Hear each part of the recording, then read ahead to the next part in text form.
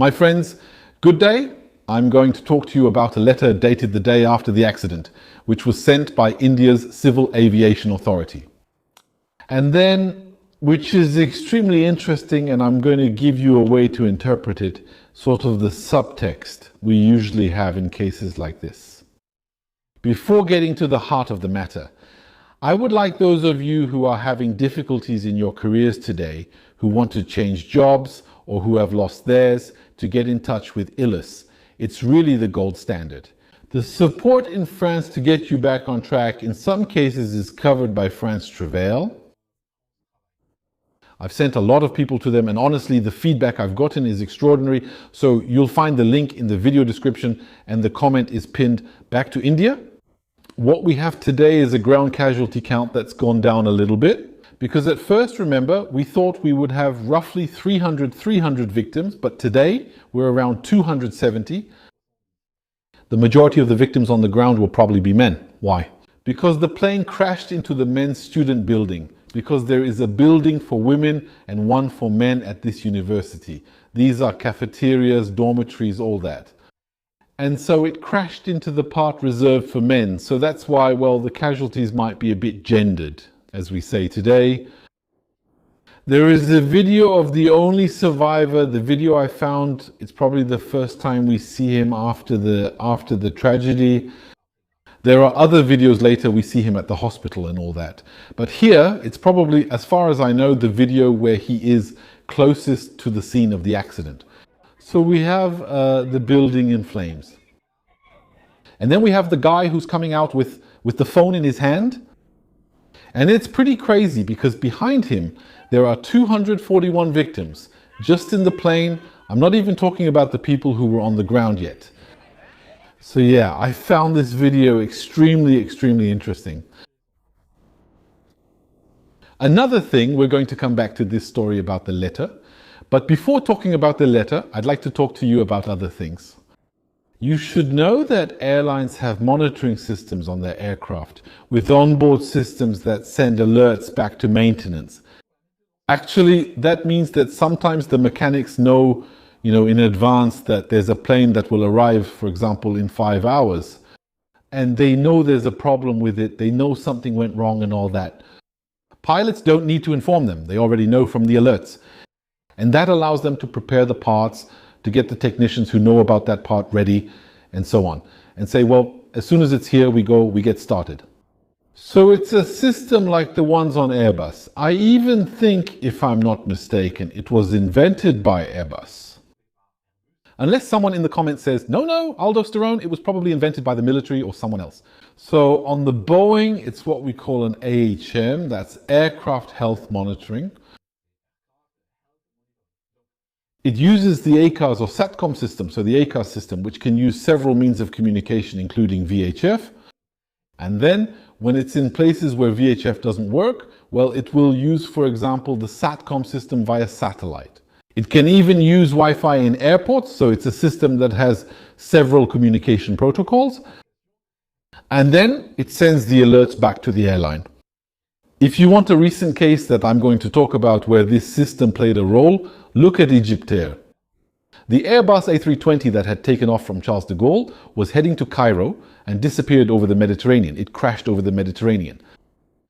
In these cases, it takes time to find the black boxes. It takes quite a while. Sometimes it's days, weeks, even months to recover them.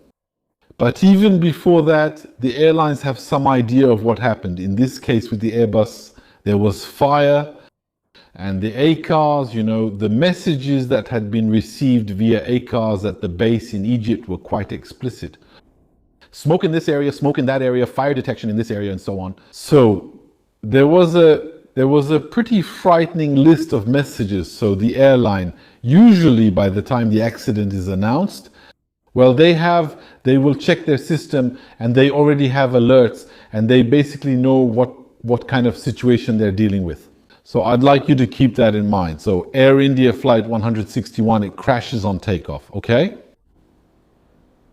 The black boxes, they say they were found. They were actually found on the roof of the building. The building still looks, I almost want to say, okay, considering the impact it took and compared to the flames we saw, Yes, it's damaged, but it seems like they could repair it, and in 3 months it would be operational again. Anyway, let's get back to our story. The airline must have received information through the monitoring system, specifically the AHM system. So, of course, since this flight was extremely short, right? We saw it, we're talking about 30 seconds or so. Potentially, it's entirely possible that not all the messages were sent. Because what the system does is like all electronic systems that send information. So it has a memory, it stores it in memory, then it sends it, it stores it in memory, then it sends it. And the loop of storing and sending messages can last a few seconds. It depends on the quality of the connection and everything. So it's entirely possible that some messages, especially towards the end, are lost, all right? It could be that some messages are lost, but in any case, they should have a few of them. Okay, now there's this letter. So now we come to this letter. What does this letter say? This letter emphasizes several things. It says that, among other things, the flight controls must be checked at every stopover. All right, so here are the flight controls. You have to check the compressor for the pressurization system. So it's a centrifugal compressor that does the compression. But what's interesting is that he mentions the fuel twice. So the fuel is mentioned twice with very specific checks, fairly stringent checks, which are ordered by this letter. They are sent to all the bases around the world, which receive Air India planes, especially 787s. So if I connect this with the fact that they might have an idea of what happened because they received a message, I'm thinking, hey, maybe this letter is a response to that. That's the first point. Secondly, we haven't heard from the Americans because the Americans, they have a lot of 787s, so there are American airlines that have them.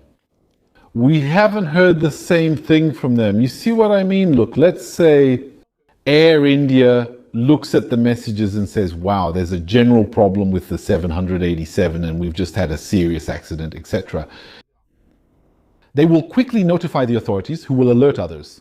The other airlines that operate it, and so all the other airlines will take measures, control measures, various measures, maybe even leave it on the tarmac for a while. And all that, the other airlines that own this plane, as far as I know, haven't received any instructions and haven't made any changes to their working methods regarding this plane.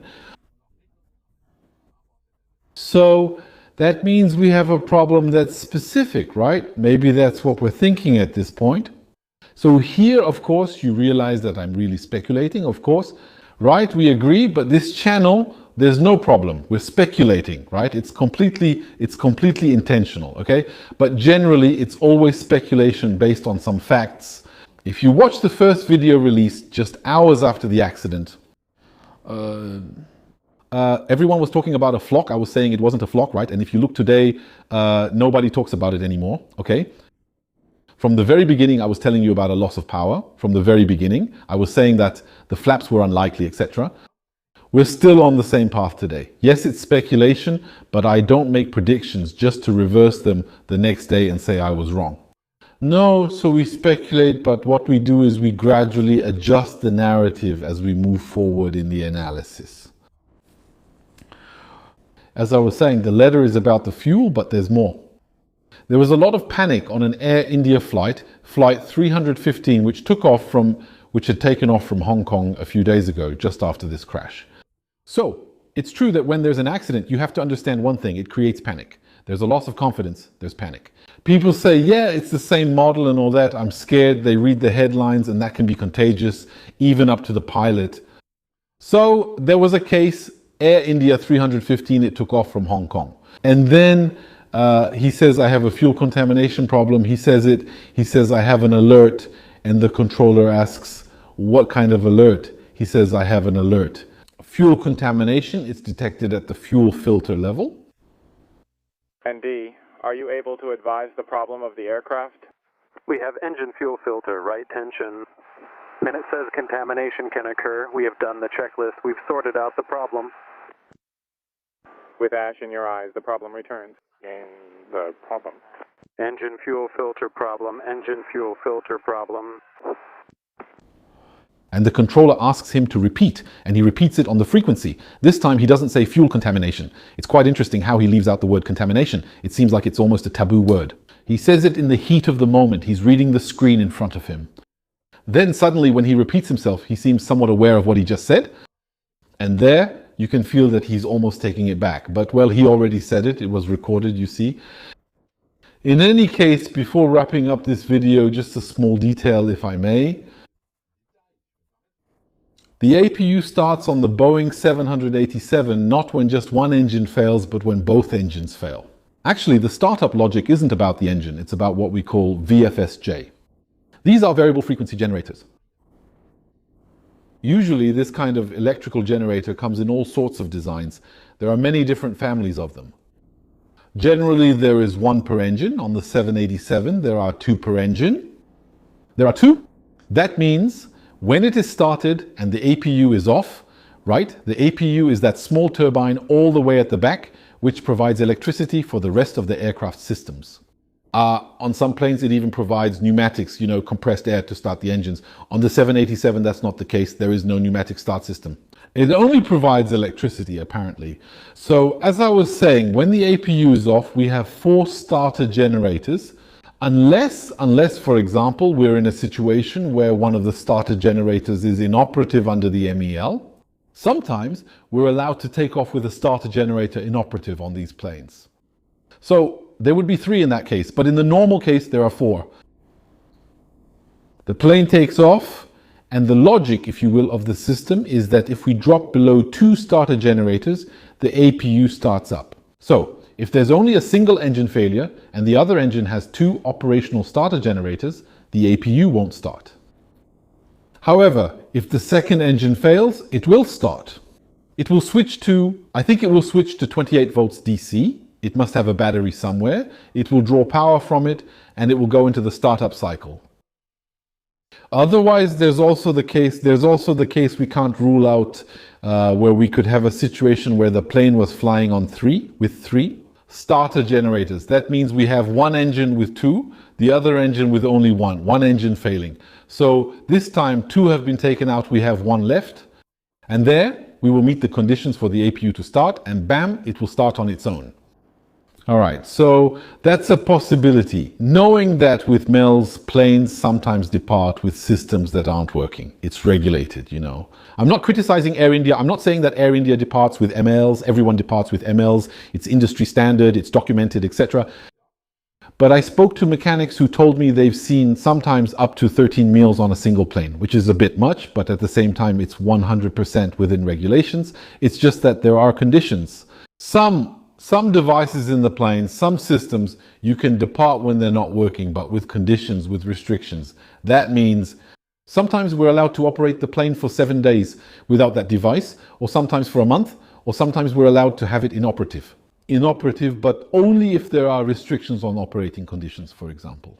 So it's a whole science, if you will, but it's not decided just by chance or in a random or chaotic way. It's just on a case-by-case basis, and it's all documented and everything. So maybe he had 3 VFSJs and 1 engine fails, it goes down to 1, and then at that point the PU starts up. That's it. But in any case, what is certain is that we're dealing with a loss of power at this stage, and we'll see what it's related to. Fuel contamination, why not? Why not? The other option, of course, as I said, is the issue with the software. We've already seen a case like that with a plane. It was an Airbus A400M. Maybe I should make a special video about that. There was an Airbus A400M that crashed right out of the factory on its first flight. It's taking off. The engines wouldn't reduce power, all 4 engines. The captain reduces, brings the throttles back to idle, pushes them back. When he pushes the throttles forward again, 3 out of 4 engines stay at idle. You see, 3 engines won't come out of idle. The plane crashes because it doesn't have enough power. The plane crashes, 6 people on board, including acceptance technicians, pilots, all that, and there are 4 deaths. The plane was brand new with 0 hours when it took off. The problem was software related. We had sent the wrong software, the wrong firmware. There was absolutely nothing wrong with the engines, they were perfect. You see, that's the big problem we have today, is that we have planes with a very strong software component. So you can have a plane that's mechanically perfect, but then you have an overflow of variables or the firmware only uploaded halfway or something else, and then it's a disaster. Now, I think so, yes.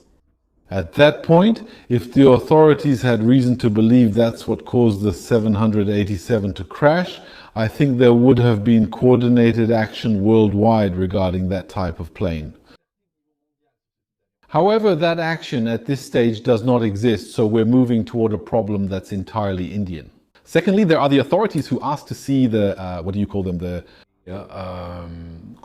pilot training files, dispatcher records, and all that. And I saw that reported, this shouldn't be taken as suspicion about their training. It's normal, it's standard. In all cases of plane accidents, there are a certain number of things that are done, including requesting and obtaining the pilot's files.